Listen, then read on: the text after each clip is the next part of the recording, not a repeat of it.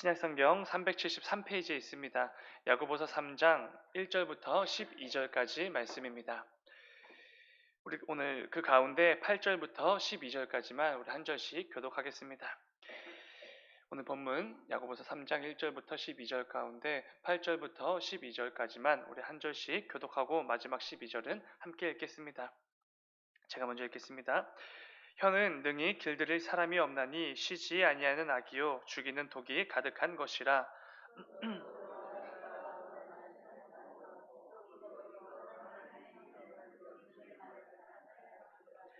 한 입에서 찬송과 저주가 나오는도다. 내 형제들아 이것이 마땅하지 아니하니라. 다 함께 내 형제들아 어찌 무화과가 포도나무가 무화과를 맺겠느냐. 이와 같이 짠물이 단물을 내지 못하느니라. 아멘. 잠시 기도하겠습니다. 사랑하는 주님, 아버지 이 새벽에도 우리를 깨워 또 주 앞에 나와 이 예배로 하루를 시작하게 하시니 주여 진정으로 감사를 드립니다. 오늘 우리에게 허락해 주실 그 복된 그 귀한 그 하루의 삶의 자리로 나아가기 전에 이 예배의 시간을 통하여서 찬양과 기도와 또 말씀의 시간을 통하여서 하나님께서 우리에게 원하시는 삶이 무엇인지 다시 한번 깨닫고 결단하며 나아가는 귀한 이 새벽이 될 수 있도록 아버지 인도하여 주시옵소서. 아버지 오늘부터 시작해서 우리 청년 2부 수련회가 시작이 됩니다. 아버지 무엇보다 오가는 길 안전으로 지켜주시고 또 특별히 그 가운데 참여하는 우리 모든 청년들 살아계신 하나님을 만나는 그 역사가 있게 하시고 예수 그리스도를 영접하는 또 귀한 수련회가 되어질 수 있도록 아버지 인도하여 주시옵소서. 아버지 또한 또 이 한반도 가운데 또 태풍이 올라오고 있습니다. 아버지 그 가운데 또 너무 아파하는 자도 없도록 또 너무 큰 피해를 입는 자도 없도록 아버지 지켜주시고 특별히 우리 또 성도들 가운데 이 태풍으로 인하여서 어려움 당하는 자들 없을 수 있도록 아버지 인도하시고 또 보호하여 주시옵소서. 그래서 이런 어려운 상황에서도 무엇보다 살아계신 하나님을 경험하고 우리를 여전히 인도하시는 하나님을 체험하는 또 귀한 시기로 삼아 주시옵소서. 주님 감사합니다. 거룩하신 예수님의 이름으로 기도드렸습니다. 아멘. 오늘부터 목요일, 금요일, 토요일까지 해가지고 청년 2부 수련회가 진행이 됩니다. 특별히 이번에는 외부 캠프로 또 진행이 되기 때문에 무엇보다 오가는 길 또 안전으로 하나님께서 인도해 달라고 꼭 함께 기도해 주시고 이번 수련회에 참여하는 우리 모든 청년들 예수 그리스도를 영접하는 귀한 그리고 너무나 뜨거운 수련회 될 수 있도록 함께 기도해 주시기 바랍니다. 오늘 함께 읽은 말씀을 가지고 입술의 열매 이런 제목으로 함께 말씀을 나누어 보도록 하겠습니다. 이사야서 말씀을 보면은 입술의 열매를 맺으시는 하나님 이런 말씀이 있습니다. 이 말씀이 굉장히 두렵고 떨리는 말씀처럼 이렇게 읽혀지는 요즘 시대인 것 같습니다. 아무렇지 않게 말을 내뱉고 아무렇지 않게 남에게 상처 주고 그 마음을 상하게 하는 그 말들을 내뱉으면서도 어떠한 죄책감도 또 어떠한 두려움도 없는 이 시대를 보면서 정말로 우리 성도들만이라도 우리에게 허락된 이 입술, 이 말을 가지고 하나님께서 주신 그 선한 영향력들을 좀 많이 흘려보내고 끼쳐야 되는 시대가 아닌가라는 말씀으로 생각이 됩니다. 야고보는 오늘 본문을 통해서 우리가 너무나도 쉽게 내뱉는 이 말이 가지고 있는 엄청난 영향력에 대해서 계속해서 강조하고 또 강조하고 있습니다. 본문 3절을 보면 이렇게 말씀합니다. 우리가 말들의 입에 재가 물리는 것은 우리에게 순종하게 하려고 그 온몸을 제어하는 것이라. 아멘. 우리가 타는 말들의 입에 재갈을 물립니다. 그 이유는 다른 게 아니지요. 그 말의 그 작은 입에 재갈을 물렸을 뿐인데 그로 인하여서 그 말 온몸 전체를 제어할 수 있기 때문입니다. 이것을 비유로 들어 우리의 입, 우리의 혀가 우리의 삶 가운데 얼마나 큰 영향을 미치는지 분명히 말해주고 있습니다. 이어지는 4절입니다. 또 배를 보라. 그렇게 크고 강풍에 밀려가는 것들을 지극히 작은 키로써 사공의 뜻대로 운행하나니. 아멘. 아무리 커다란 배라고 해도 지극히 작은 키 하나로 그 배의 방향과 도착지를 정할 수 있게 됩니다. 마찬가지로 우리의 혀는 지극히 작은 부위지만 내 몸 전체에 큰 영향을 주는 것이지요. 그리고 이어지는 5절을 통해 또 한 번 강조하는 것을 보게 됩니다. 5절. 이와 같이 혀도 작은 지체로 돼 큰 것을 자랑하도다. 보라, 얼마나 작은 불이 얼마나 많은 나무를 태우는가. 굉장히 작은 불씨가 큰 산불이 되어 셀 수 없이 많은 나무들을 태워 버립니다. 우리가 아무렇지 않게 내뱉은 그 말 한마디의 영향력이 이처럼 지극히 크다라는 것을 강조하고 있는 것입니다.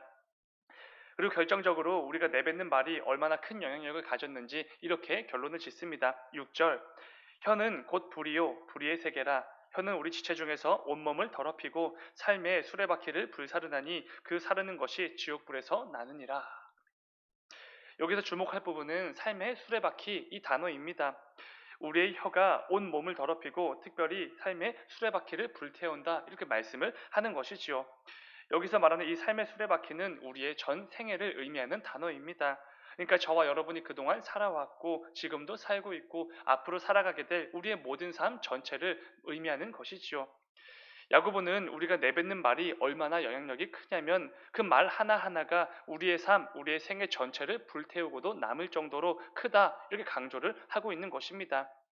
여러분들도 그동안 살아오면서 참 많이 경험하셨을 것입니다. 내가 내뱉는 말이 내 삶에 얼마나 큰 영향력으로 다가오는지 말이지요. 그냥 내뱉고 없어지는 것처럼 보였지만 실제로는 그렇지가 않습니다. 언제 내뱉었는지 기억도 나지 않는데 그 말로 인해 얼마나 큰 어려움과 또 문제에 직면하게 되는지 살면서 참 많이 경험하게 됩니다. 오늘 본문이 속한 단락의 소 제목은 이렇게 되어져 있습니다. 성경책에 보시면 파란색 글씨로 쓰여져 있을 텐데 말의 실수가 없도록 하라 이렇게 되어져 있습니다. 그러나 오늘 말씀을 단지 말 실수를 줄이는 그 정도의 겉면으로 들으시면 안 되는 것입니다. 야고보가 오늘 본문 말씀을 통해 말 조심하십시오 라고 권면을 하는 이유는 단지 우리가 삶 속에서 말 실수를 줄여 우리가 더 나은 삶을 살도록 하기 위함이 아니기 때문입니다.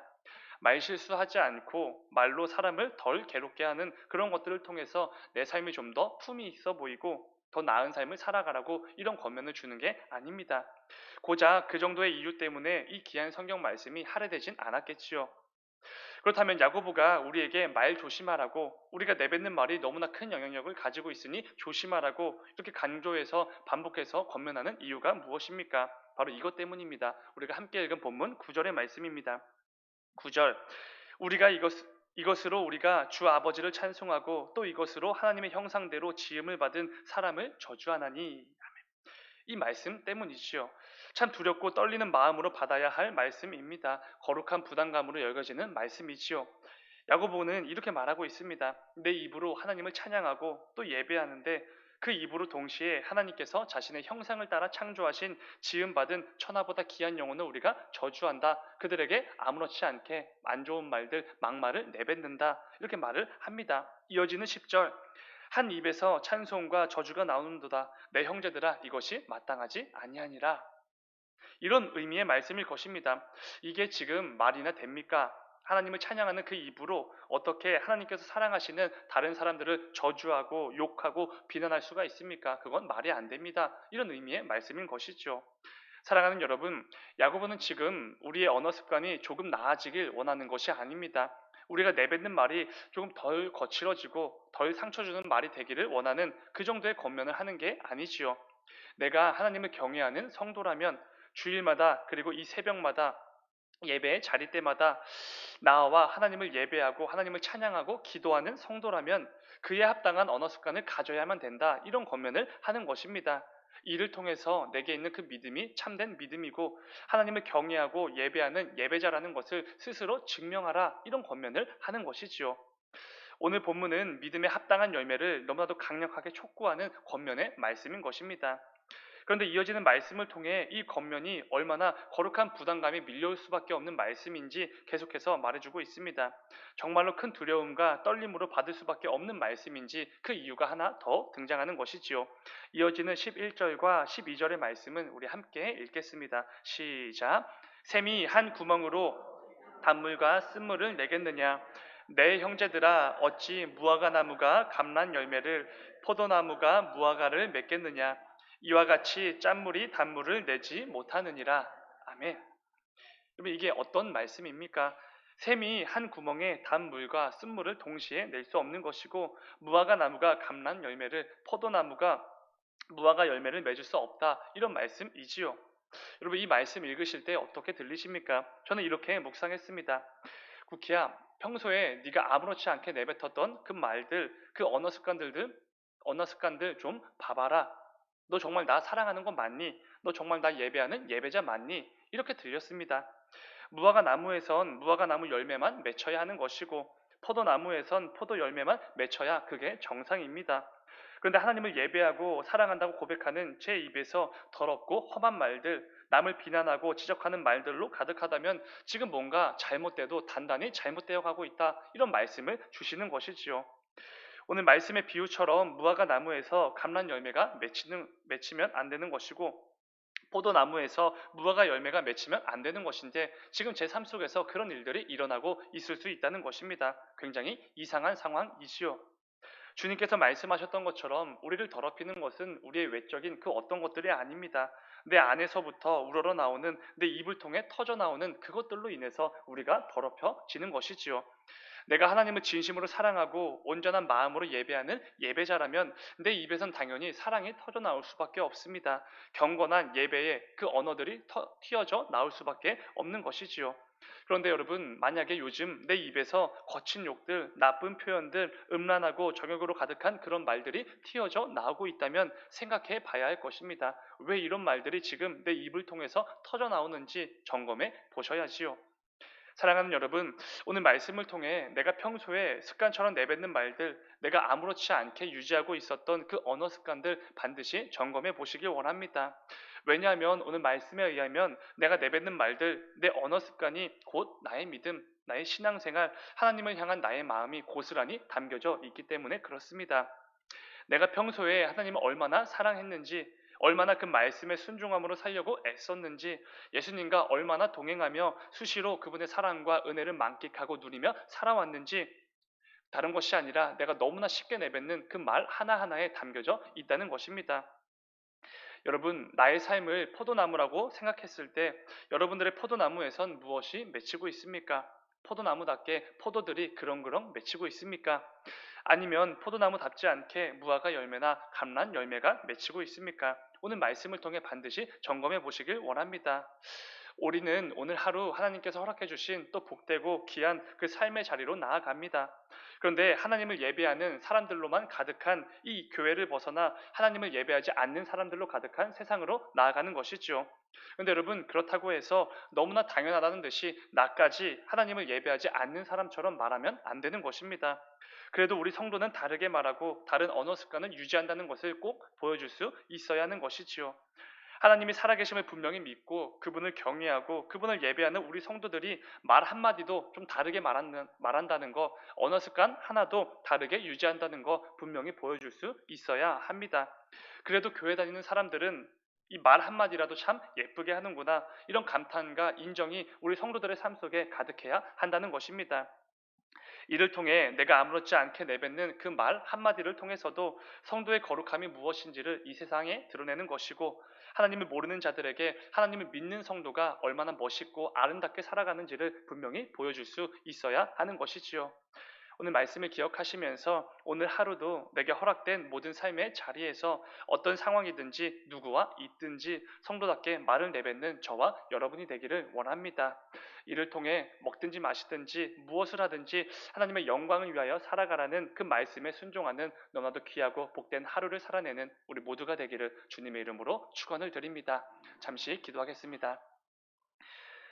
사랑하는 주님, 아버지, 오늘 우리는 또 하나님을 모르고 하나님을 예배하지 않는 자들로 가득한 또 삶의 자리로 나아가게 됩니다. 그런데 아버지, 그때에 우리의 연약함으로 인하여서 또다시 우리 역시 마치 하나님을 모르는 자들처럼 막 말을 하고 쉽게 언어 습관을 이어가지 않는지 아버지, 우리의 삶을 점검하며 나아갑니다.